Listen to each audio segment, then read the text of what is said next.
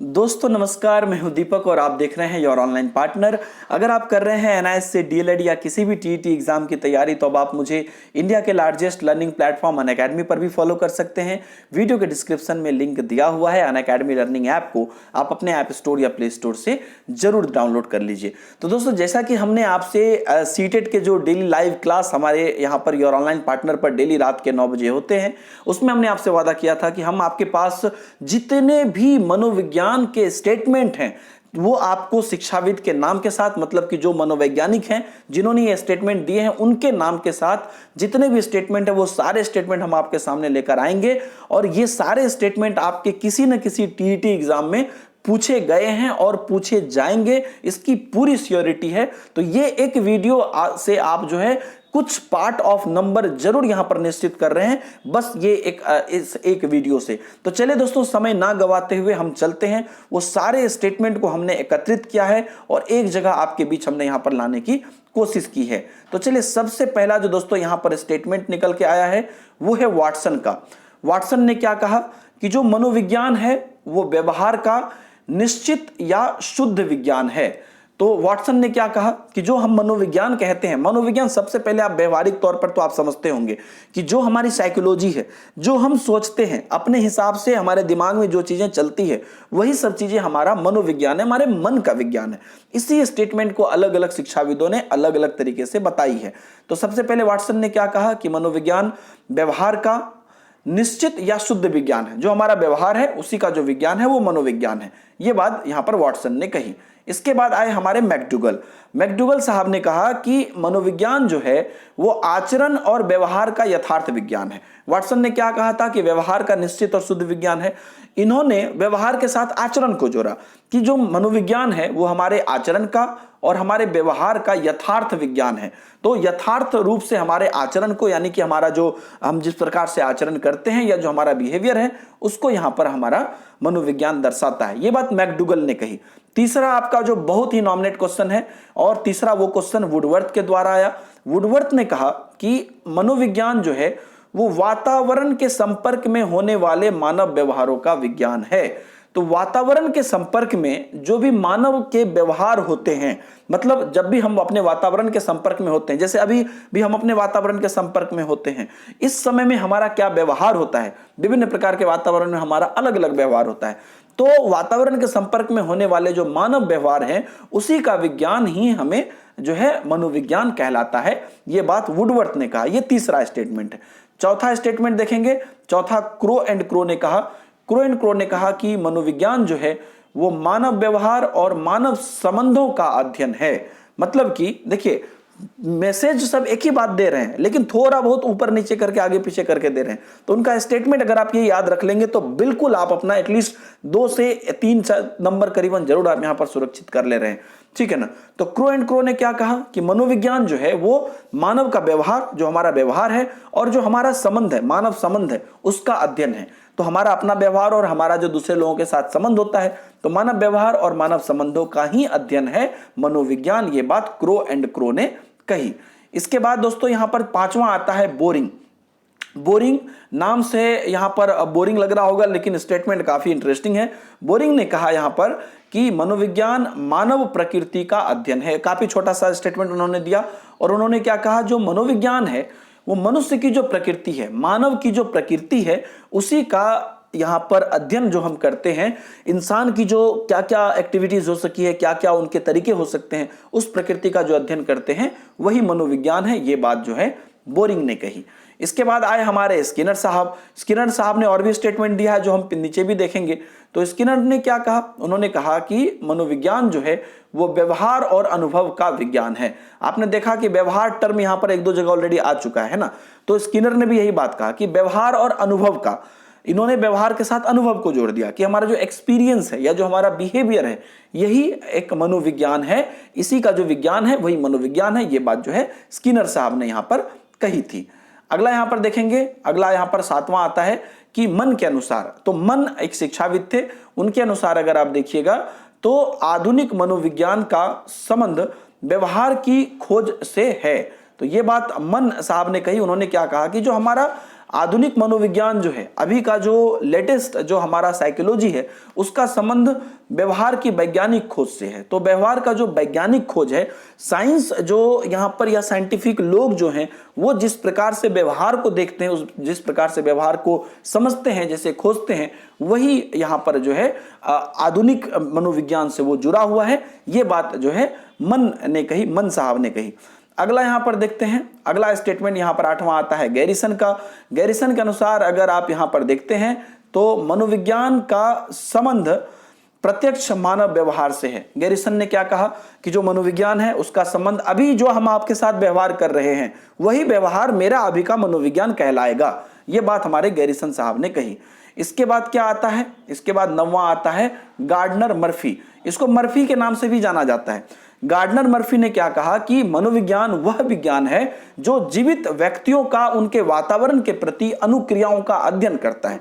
तो gardener Murphy ने कहा कि जो मनोविज्ञान है वो जो भी जीवित व्यक्ति हैं, जो कि लोग जीवंत हैं अभी, उनके वातावरण के प्रति अनुक्रिया, मतलब जो भी लोग जीवित हैं, चाहे यहां पर इंडिविजुअल किसी भी इंडिविजुअल की ले लीजिए, जो लोग जीवित हैं वो वातावरण के साथ अनुक्रिया कर रहे हैं। वातावरण के साथ कभी आप उधर देख रहे हैं, कभी आप किसी चीज को छू रहे हैं, कभी आप हवा महसूस कर रहे हैं, वो सारी चीजें जो आप अनुक्रिया करते हैं, जो चीजें आप एक्टिविटी करते हैं, वही मनोविज्ञान है। ये बात गार्डनर मर्फी ने कही। इसके बाद दोस्तों हमारे आए स्टीफन साहब। स्टीफन साहब ने भी चुप नहीं बैठे, वो भी क्या बोले कि शिक्षा मनोविज्ञान शैक्षणिक विकास का क्रमिक अध्ययन है।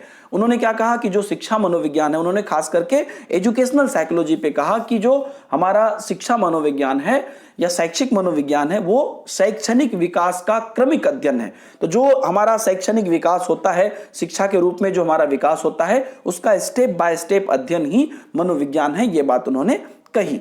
आगे का स्टेटमेंट यहां पर देखेंगे, आगे ब्राउन ने कहा, और ब्राउन के अनुसार अगर आप देखते हैं तो उन्होंने कहा कि शिक्षा के द्वारा मानव व्यवहार में परिवर्तन किया जाता है तथा मानव व्यवहार का अध्ययन ही मनोविज्ञान कहलाता है।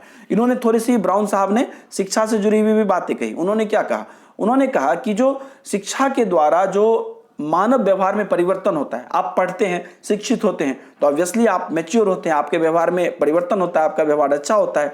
तो ये जो मानव व्यवहार का अध्ययन है, जिसमें कि हम देखते हैं कि मानव व्यवहार का परिवर्तन हो रहा है, यही मनोविज्ञान है। ये बात ब्राउन साहब ने कही थी। इसके बाद दोस्तों अगर हम देखते हैं तो अगला स्टेटमेंट 12वां स्टेटमेंट है क्रो एंड क्रो का।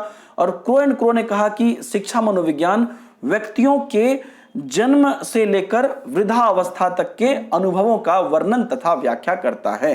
तो क्रो एंड क्रो ने क्या कहा कि शिक्षा मनोविज्ञान की अगर आप बात करते हैं, यह व्यक्ति के जन्म से लेकर वृद्धावस्था तक, जब बच्चा जन्म लेता है, कोई व्यक्ति जन्म लेता है, तब से लेकर जो वृद्धावस्था होती है तब तक का यहाँ पर जो अनुभव है उसका वर्णन या व्याख्या हमारा मनोविज्ञान ही करता है कि इनकी साइकोलॉजी जन्म से लेकर जो है वृद्धावस्था तक कैसी थी। ये स्टेटमेंट जो है क्रो एंड क्रो साहब ने दी है। अगला यहां पर दोस्तों 13वां स्टेटमेंट हम लोग अब देखेंगे। तो 13वां स्टेटमेंट हमारे स्किनर साहब ने दी है फिर से, और स्किनर साहब ने कहा है यहां पर अगर आप देखिए तो शिक्षा मनोविज्ञान जो है, शिक्षा मनोविज्ञान के अंतर्गत अगर आप देखते हैं तो शिक्षा से संबंधित संपूर्ण व्यवहार और व्यक्तित्व आ जाता है। यह बात स्किनर साहब ने कही कि जब आप शैक्षिक मनोविज्ञान की बात करते हैं, शिक्षा मनोविज्ञान की बात करते हैं, तो उसके अंतर्गत शिक्षा से संबंधित जितना भी पढ़ाई लिखाई, एजुकेशन, अपनी समझ, साक्षरता, इन सब से संबंधित जितनी भी व्यवहार है या जो आपका जो पर्सनैलिटी शिक्षा से आप डेवलप कर रहे हैं, वो सारी चीजें शैक्षिक मनोवैज्ञानिक या शिक्षा मनोविज्ञान के अंतर्गत आ जाता है। अगला यहां पर स्टेटमेंट हमारे कॉल सैनिक साहब भी नहीं बैठे। उन्होंने क्या कहा कि मनोविज्ञान के सिद्धांत वो परिणामों का शिक्षा के क्षेत्र में अनुप्रयोग ही शिक्षा मनोविज्ञान कहलाता है। तो ध्यान दीजिएगा, इन लोगों ने शिक्षा मनोविज्ञान पर, कुछ लोगों ने कही, इन्होंने शिक्षा मनोविज्ञान पर कहा कि जो मनोविज्ञान के सिद्धांत हैं, जो साइकोलॉजी की थ्योरी है या जो उसके परिणाम है, उसका शिक्षा के क्षेत्र में किस प्रकार से आप प्रयोग करते हैं। मान लीजिए कोई साइकोलॉजी का आपका थ्योरी आपके पास है, उसका आप प्रयोग कैसे करते हैं, मेन तो यही है ना कि आप अपने साइकोलॉजी को कैसे इंप्लीमेंट कर रहे हैं, वही यहां पर शिक्षा मनोविज्ञान कहलाता है। यह बात हमारे कॉल सैनिक साहब ने कही। अगला दोस्तों यहां पर आता है सारे वो टेलफोर्ड। सारे वो टेलफोर्ड के अनुसार अगर आप देखिए तो शिक्षा मनोविज्ञान का मुख्य संबंध सीखने से है। इन्होंने पहला लाइन क्या कहा कि शिक्षा मनोविज्ञान का जो मेन रिलेशन है वो सीखने से है। यह मनोविज्ञान का वह ढंग है जो शिक्षा के मनोवैज्ञानिक पहलुओं की वैज्ञानिक खोज से विशेष रूप से संबंधित है। तो जो यहां पर कहा जाए, पहला बात तो आपको क्या कहा कि जो सीखते हैं हम वही हमारा शिक्षा मनोविज्ञान है, और उसके बाद इन्होंने क्या कहा कि यह मनोविज्ञान का वह अंग है जो शिक्षा के मनोवैज्ञानिक पहलुओं की वैज्ञानिक खोज से विशेष रूप से संबंधित है। तो जो यहां पर आप देखिएगा कि यहां पर जो शिक्षा का मनोवैज्ञानिक पहलू है, शिक्षा का भी अपना साइकोलॉजिकल फैक्टर है, तो वो जो साइकोलॉजिकल फैक्टर है उसकी जो वैज्ञानिक खोज हुई है उससे विशेष रूप से ये संबंधित है। ये बात सारे एंड टोल्फोर्ड ने कहा। अगला यहां पर फिर से किलफोर्ड का स्टेटमेंट आता है, और किलफोर्ड ने कहा यहां पर कि बालक के विकास का अध्ययन अगर आप करते हैं तो किसी भी बालक के विकास का अध्ययन हमें यह जानने के योग्य बनाता है कि क्या पढ़ाया जाए और कैसे पढ़ाया जाए। जब आप बच्चों का डेवलपमेंट देखते हैं अपने विद्यालय में ही, तब आपको समझ में आता है कि अच्छा बच्चे को अभी ये पढ़ाने की जरूरत है, या ये शायद बच्चे समझ गए हैं, अब ये पढ़ाने की जरूरत है, तो इसे कैसे पढ़ाया जाए। तो क्या पढ़ाया जाए और कैसे पढ़ाया जाए, ये दो बात जो है बालक के विकास के अध्ययन करने के बाद ही आपको पता चलता है। ये स्टेटमेंट हमारे किलफोर्ड साहब ने यहां पर दी थी। अगला यहां पर दोस्तों फिर से स्किनर साहब ने स्टेटमेंट दे दिया। उन्होंने क्या कहा कि मानव व्यवहार एवं अनुभव से संबंधित निष्कर्षों का शिक्षा के क्षेत्र में प्रयोग शिक्षा मनोविज्ञान कहलाता है। तो मानव व्यवहार की अगर हम बात करते हैं तो मानव व्यवहार और जो मानव का एक्सपीरियंस है उससे संबंधित जब हम किसी डिसीजन पर पहुंचते हैं, किसी निष्कर्ष पर पहुंचते हैं, उसका शिक्षा के क्षेत्र में जो प्रयोग होता है, मान लीजिए आपने व्यवहार से कुछ डिसीजन निकाला कि ये अच्छा है, ये बेहतर है, उसका जब आप शिक्षा के क्षेत्र में प्रयोग करते हैं तो यही आपका मनोविज्ञान यानी कि यही आपका साइकोलॉजी कहलाता है। अगला यहां पर 18वां यहां पर हम लोग स्टेटमेंट देखेंगे। ये 18वां स्टेटमेंट दिया है जे.एम. स्टीफन ने। जे.एम. स्टीफन ने क्या कहा कि शिक्षा मनोविज्ञान शैक्षिक विकास का क्रमिक अध्ययन है। तो जो शिक्षा मनोविज्ञान है, जो शिक्षा मनोविज्ञान का संबंध अगर हम देखते हैं तो जो शैक्षिक विकास होता है, शिक्षा अगर ग्रहण करते हैं तो शैक्षिक विकास होगा ही, तो उसका क्रमिक अध्ययन है कि किस प्रकार से शैक्षिक विकास हो रहा है, उसका स्टेप बाय स्टेप अध्ययन ही शिक्षा मनोविज्ञान कहलाता है। ये बात जे.एम. स्टीफन साहब ने कही। इसके बाद हमारे आ गए ट्रो साहब ने क्या कहा कि शिक्षा मनोविज्ञान जो है वो शैक्षिक परिस्थितियों के मनोविज्ञान पक्षों का अध्ययन है। तो ट्रो के अनुसार अगर देखिए तो जो शिक्षा मनोविज्ञान है तो उसमें जो हमारी शैक्षिक परिस्थिति है, अलग अलग प्रकार की शैक्षिक परिस्थिति होती है, कभी हम बेहतर करते हैं, कभी बेहतर सीखते हैं, कभी गलतियां करते हैं, वो सारी जो परिस्थिति है उसका जो मनोवैज्ञानिक पक्ष है, वहां से जो हमें सीखने को मिलता है, हमारे मन में जो वहां से विज्ञान जाता है, उसी पक्षों का अध्ययन ही शिक्षा मनोविज्ञान है। ये बात ट्रो ने कही। इसके बाद हमारे आगे बी.एन. झा साहब। बी.एन. झा साहब ने क्या कहा कि शिक्षा की प्रक्रिया पूर्णतया मनोविज्ञान की कृपा पर निर्भर है। तो शिक्षा कैसी होगी वो कहीं ना कहीं आपके साइकोलॉजी पर डिपेंड करता है। बहुत बच्चों के मन में ये बैठा रहता है कि नहीं पढ़ना है, नहीं पढ़ना है, कैसे भी करके मतलब ठगना है, तो वो फिर से कृपा बनेगी ही नहीं। ठीक है, तो शिक्षा की प्रक्रिया आपका मनोविज्ञान जैसा रहेगा, मन का विज्ञान जैसा रहेगा, आपको साइकोलॉजी आप जिस प्रकार से सोचेंगे उसी पर निर्भर करता है कि शिक्षा की प्रक्रिया कैसी होगी। अगला यहां पर है एस.एस. चौहान के अनुसार। एस.एस. चौहान के अनुसार अगर आप देखिए तो वो उन्होंने कहा कि शिक्षा मनोविज्ञान शैक्षिक परिवेश में व्यक्तियों के विकास का व्यवस्थित अध्ययन है। तो जो शैक्षिक परिवेश में जो जहां पर कि आप पढ़ाई करते हैं या जहां पर आप कुछ शिक्षा ग्रहण करते हैं, उसमें जो व्यक्ति का विकास होता है, किसी इंडिविजुअल का जो विकास होता है, उसी का व्यवस्थित अध्ययन की शैक्षिक परिवेश में किस प्रकार से लोगों का स्टेप बाय स्टेप विकास हो रहा है, व्यवस्थित तरीके से लोग कैसे आगे बढ़ रहे हैं, इन सब चीजों का जो अध्ययन है वही शिक्षा मनोविज्ञान है। ये बात एस.एस. चौहान साहब ने कही। अगला यहां पर स्टेटमेंट आपका पूछा जाता है पेस्टोलॉजी के अनुसार अगर आप देखिए तो शिक्षा मनुष्य की क्षमताओं का स्वाभाविक, प्रगतिशील तथा विरोधहीन विकास है।